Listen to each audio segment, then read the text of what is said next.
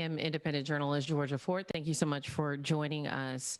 This morning, we're going to turn to a situation that is unfolding in Ramsey County. The sheriff there, Bob Fletcher, is under fire now currently after being called out for some racially charged remarks he made during a live stream.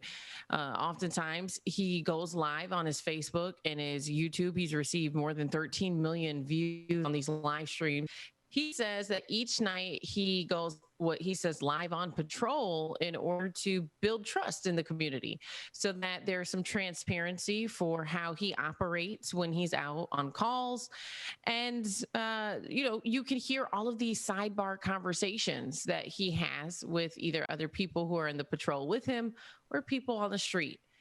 And so this footage that we're going to show you, it shows him making a statement that references something that would be considered violent for people who came before us. Take a listen, and I'd love to hear your thoughts on what you think about this. All right, sorry we were muted for a little bit. We're just exchanging some intelligence information with the same Paul. All right, sorry we were muted for a little bit. We're just exchanging some intelligence information with the St. Paul squad there on some possible addresses of some criminal suspects, which we didn't want aired before we actually go swing by those addresses. Hope you can understand that. Yeah, we don't want them to know that we know the addresses.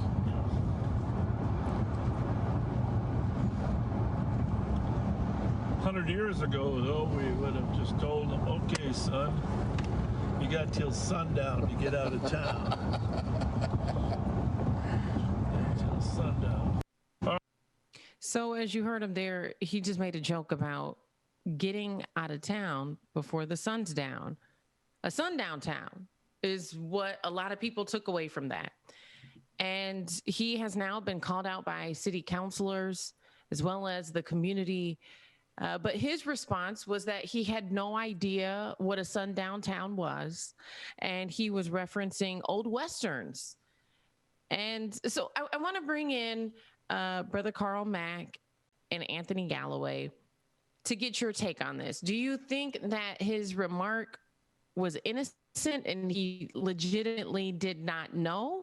Or do you think that it is a way to cover up him in what some people would say was a dog whistle, him to cover up his own dog whistle?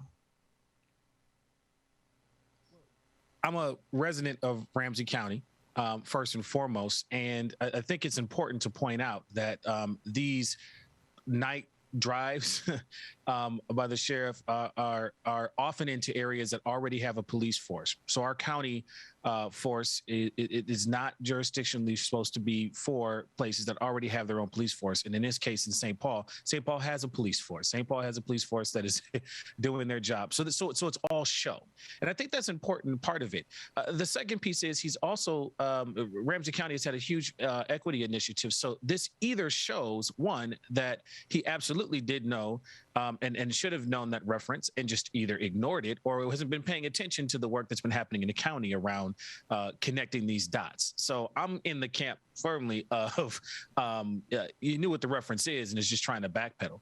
The second piece to that is his response continued to say is that's a reference to Westerns, and the people that they were talking to were white, as if somehow that absolves the impact on communities of color.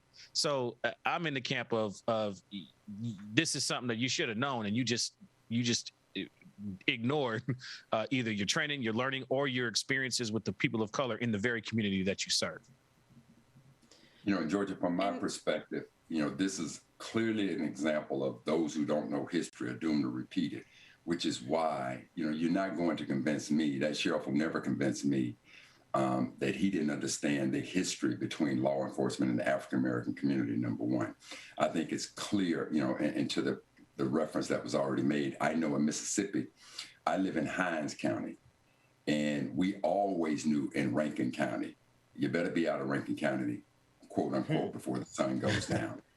And then we had a similar situation, as our brother described, where you had officers from Rankin County that would literally come over into Hinds County, feeling empowered, feeling that feeling of superiority, of even chasing African-American folks out of town. So that the mere fact that he, quote, did not know, that's nonsense.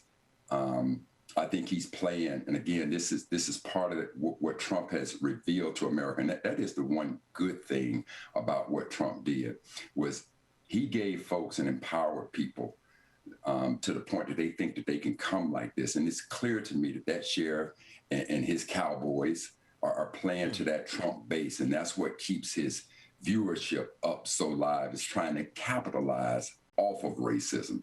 So the idea that he did not know, no, the history between law enforcement and the African-American community, that is known through and throughout.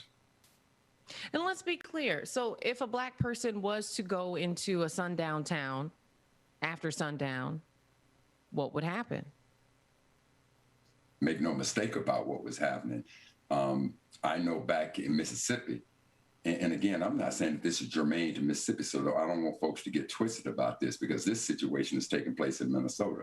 But when those cameras aren't rolling, it was common knowledge that you was going to get a beat down of epic proportion, so that you can now go back to the community and now spread that message. Don't get caught in Rankin County before the sun goes down. So, And was that in like the 20s, the 30s? Like what era was that? No. This situation I'm talking to you about literally is happening right now in counties, just like it's happening in Minnesota. So that's the thing I don't want people to get confused, is when I say Mississippi, I don't want to paint this narrative that it's just happening in the southern state of Mississippi and down in the South. This is happening all over the place.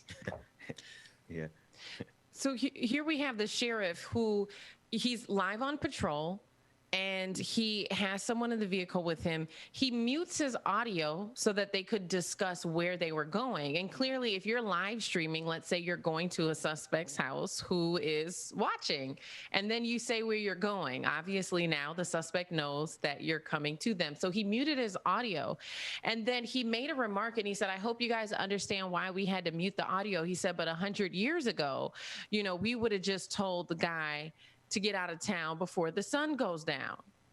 And so it's a very clear reference that has some racially charged implications. And for him to play the card of being ignorant and, I had no idea. And I think it's even, it looks bad on his behalf to say that he was referencing even Western movies. Why are you playing cops and robbers? Why are you playing cowboys on the job when people's lives are at stake here?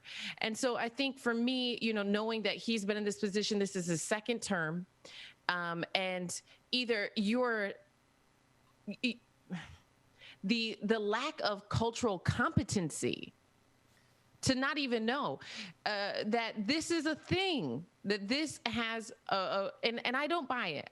I'll be clear, I don't buy it. I don't think that he was unaware that there was some racially sensitive insinuations with referring to a sundown town. I think he was very well aware, and I think it's very important that we begin to hold law enforcement agencies accountable, not just for what they do, but for what they say, because then we stop moving to a place of where we're reacting every time someone's killed, but then we start to move to a place where we can prevent people from being killed. Because if you have that type of bias or lack of care for other cultures, that you could say something so harmful and reference something that is violent, it has violent connotations for a specific group of people, there has to be accountability for that.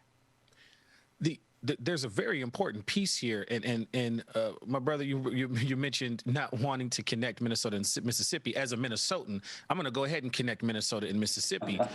We have a policy thing that's happening here historically. So racially restrictive covenants were on the books in many of our suburban areas and in parts of our urban areas, and only were removed with the passage of the Civil Rights Bill, and then had to be enforced de facto afterwards in a particular particular way, and law enforcement and local communities with this mentality were a part of that. I also need to mention the fact that, if we're going to make reference to Westerns, this is also very problematic in a state where we have deep connections to our native communities. We have populations of Dakota and Anishinaabe people all the way back to the 1862 Dakota War here in Minnesota. So this idea of a sundown town, reference to Westerns is extremely problematic for what Westerns represent to the native population, of which Ramsey County has a significant population. The other piece that I'll say, and this is underscored in James Lowen's book, Sundown Towns, of which one of our major cities, Edina, is referenced in there from Minnesota. Again, that connection to the Mississippi practice, right? So sundown towns may have been quote unquote illegal after civil rights legislation, but we have cities who remain, the demographics remain the same as they were prior or back in the days when racially restrictive covenants were legally on the books, and they're enforced in these cultural ways, from the culture of the policing in an area to the culture of the community in the area to the selling of real estate. So there are these deep connections to everything that is here, which just underscores how we do Mississippi nice here in Minnesota. Mm-hmm. I've always said reason and stupid can never have a conversation. And so what that sheriff is trying to do now is, through his stupidity, trying to have a conversation with those of us who are reasonable. That whole mindset of that cop mentality, that cowboy mentality, even Hollywood plays into it.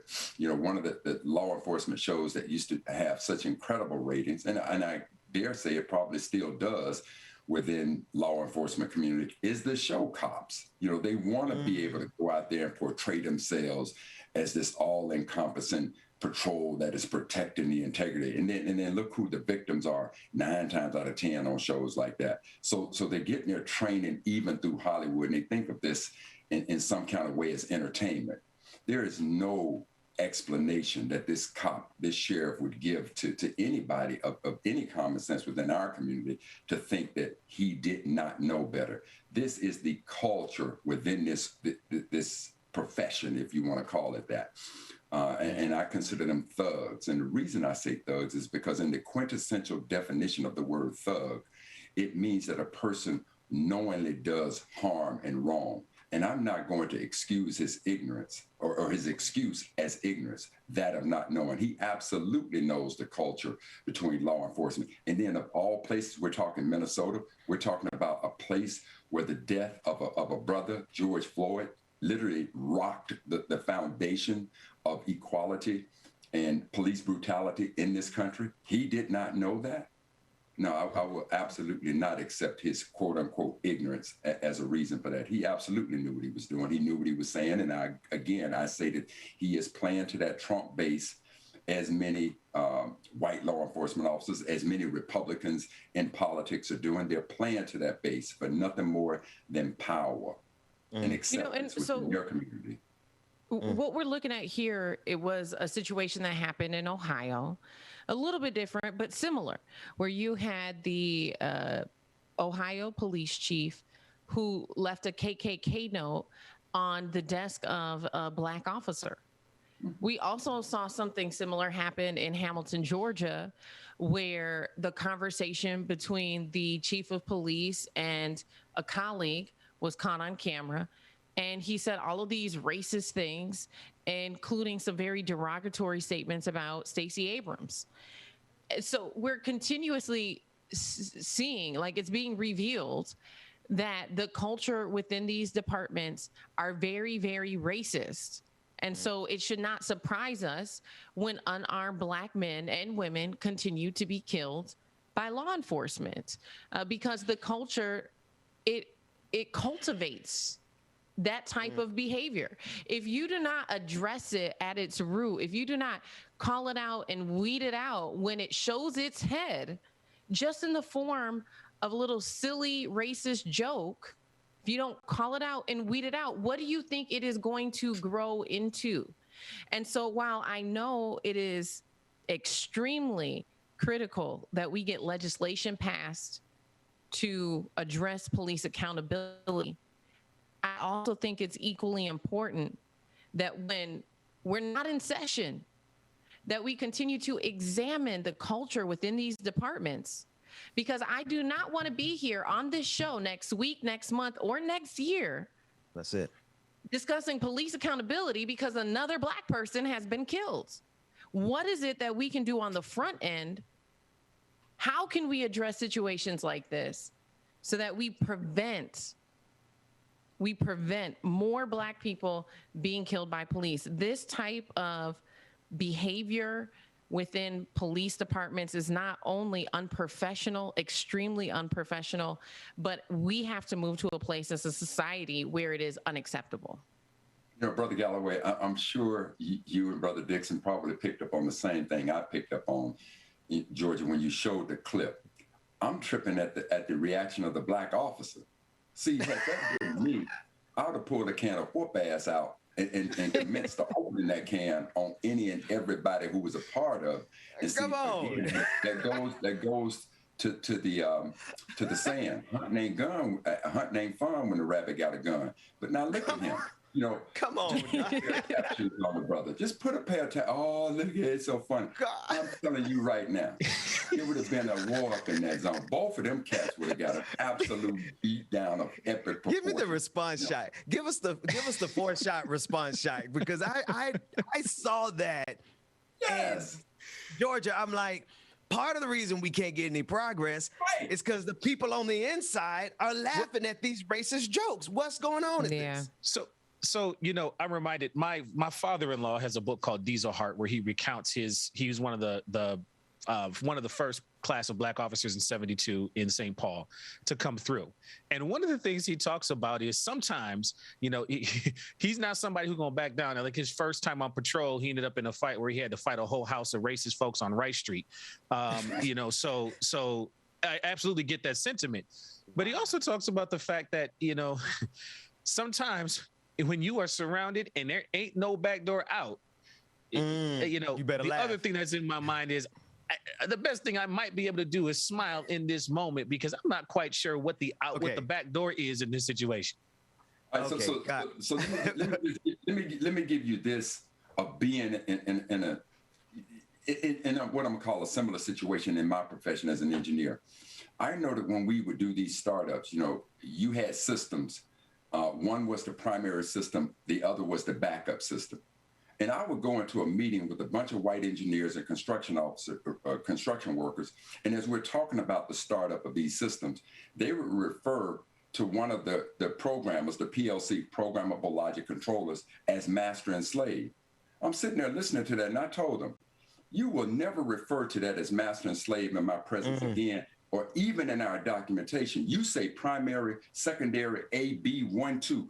Do not refer to that as master and slave. I absolutely would not have it. Now, when all these white folks looked at me like I was in my feelings, the next time they did it, I slammed my paper down and said, this damn meeting is over as far as I'm concerned. And the next time somebody do that, I won't be as pleasant as I am now, and took that all the way up to the county executive to stop it. So in the words of Charles Hamilton Houston, I would rather die on my feet than live on my knees. Say that what you want to say. I don't care what the odds are. If that's what it calls for, somebody is going to catch a beat down of epic proportion, whatever the cost is. Sometimes it just comes a point in your life when you just have to stand up and do that. Because to me, a joke like that, that's like saying your mama. Yeah. And you don't say your mama, and it's a joke with me. And in our community, we know that. Now, you can say your daddy, you might get away with it. But your mama, you don't catch that one. Let me give the Georgia, if you don't mind, let me just give the counterbalance to what, because you guys were talking about Minnesota, you're talking about Mississippi. I'm thinking about Cobb County in Georgia, the same, you know, it's not sundown, but the way they treat marijuana possession and the possibility, like there's a report. I mean, it's all over the country how this happens. But I'm thinking in this instance of my time in Boston, when I lived in Boston, and I was out playing poker by myself. You know, Boston, what is it, like 3% Black. And as I was walking through, I accidentally stepped on somebody's toes. It was a group of white guys. And yeah, no, I got called the N-word, but I was in like the South Shore of Boston by myself. And Anthony, I was looking for that back door that you were talking about. So in my, you know, it's just different circumstances for different people, because I kept moving. Brother Mac, I should have laid hands at that point. I hear what you're saying, but for me, it was time to get out that back door. However, for this police officer in this video, none of his stories is what we went through. All of our stories are different. If we could run that footage one more time, I want you to see, this is why structurally, like I understand this guy might have some Stockholm syndrome. If you could run that video one more time, but I don't want to be that guy. I don't want to be that guy caught on camera laughing about KKK. No, and see, Ben, let me share with you all another story. When I became executive director of the National Society of Black Engineers, we had a conference in Dallas. Now you got to imagine that a NSBE conference is attended by anywhere between 5,000 and 10,000 young African-American students professionally dressed. And so at the end of one of our days of being in Dallas, now we had a party at the convention center. So you had this mass of young, professional, talented, academically excellent students. And as the convention was letting out, somebody called the cops and said, reported that all these black folks are around the convention center. Do you know that these fools showed up in riot gear? They showed up in riot gear to address my children, and then had the audacity to put in a bid to host our conference again. So when I went to talk to Dallas, I told them this: number one, you will write a public letter of apology to the leadership of our organization. You will apologize profusely to us. Short of that, to think that you can insult my children, my people in such a way, and then think we're going to turn around and come back to your city and infuse your city with anywhere up to $15 million, you done lost your rabid, ever-loving mind. And this is the type. Now, as far as the cop goes, and brothers, I promise you, I don't want to sound like, I want to be a martyr and I'm all hero. I get that there's sometimes that you have to recognize that you're the deer and you're on the Serengeti and the lion rules. But in the case of this brother, keep in mind, he was strapped. So if it came to that, I'm just saying. Well, and so I think you bring up a good point, and there's some accountability, right? It's like, if you are going to mistreat us, there's going to be accountability. We are not going to patron your city anymore. There has to be accountability. And so it makes me think of, I want to turn now, we talked earlier this week about a fatal officer high-speed chase. It claimed the life of the uncle of Darnella Frazier. Darnella Frazier is the woman who filmed George Floyd's murder. And so now here she is grieving again by a killing, a death that has happened due to Minneapolis Police Department, but this time it is her uncle. The high-speed chase was caught on camera. So when we initially learned about this incident, we were wondering whether or not the police vehicle had their sirens on, whether or not they had their lights on. Neighbors were saying they did not see the lights on. And it does appear in the footage, however, that the lights of the police cruiser were on at the time of this high-speed chase.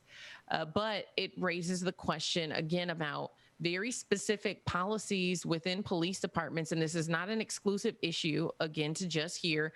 We talked to Katanga Wright in Columbus, Georgia, who is suing the city of Columbus, suing the Columbus Police Department for their policies after a police officer claimed the life of a baseball coach during a high-speed chase. So this is happening across the country, where police departments are trying to figure out how to adjust their high-speed chase policies, because when they enter into a high-speed chase, they're ultimately putting everybody in the public at risk.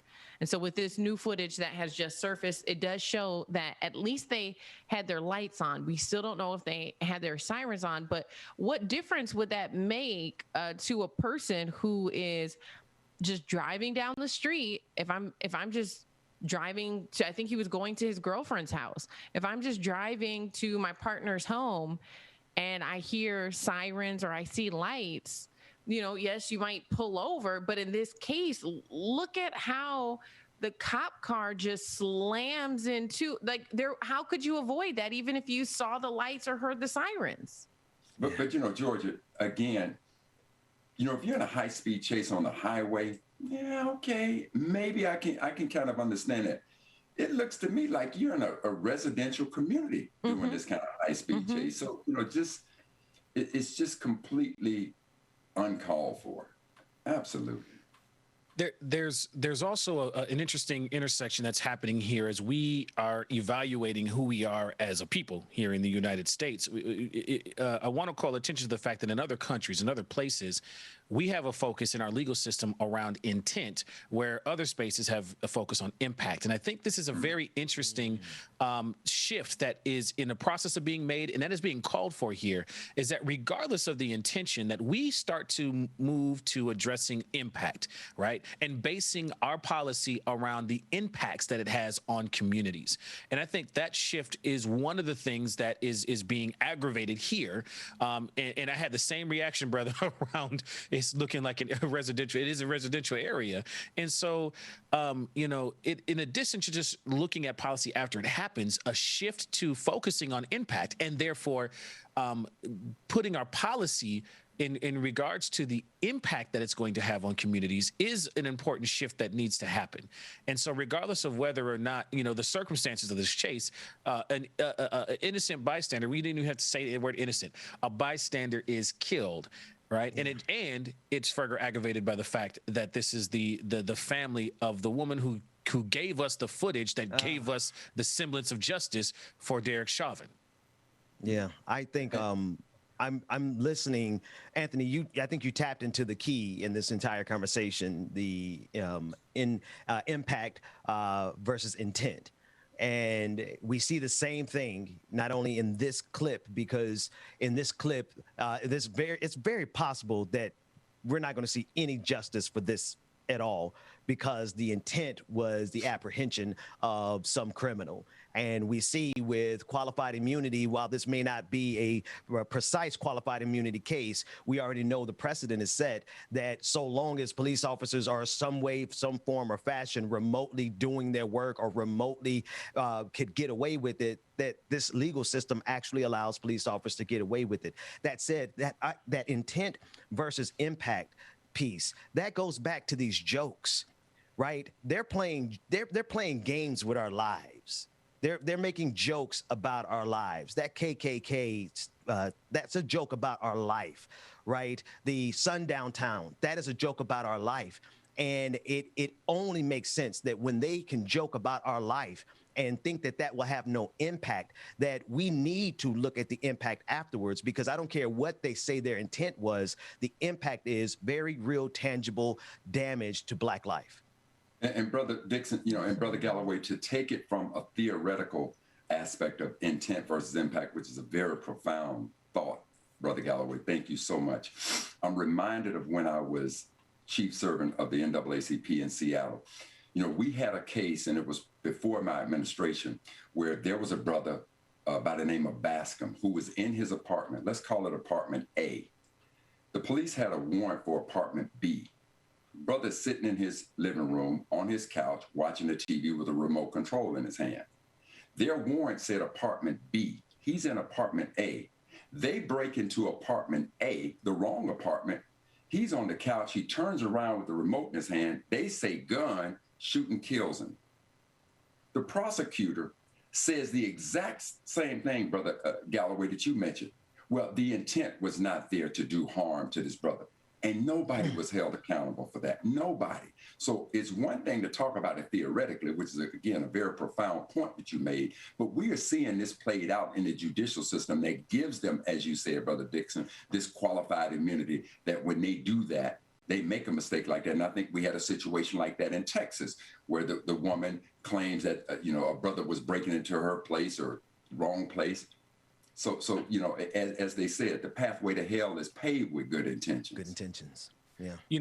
There's a full circleness to all of this, because one of the people who spoke out against the sheriff that we were talking about in the beginning, when she was running for office, one of the stories that endeared me to her perspective is her. This is Commissioner Mata Castillo. Her husband was profiled on the lawn of their home in a very similar way. And so, the full circleness of this, and now we're getting folks who are coming into office with these stories, being able to use them and speak to them.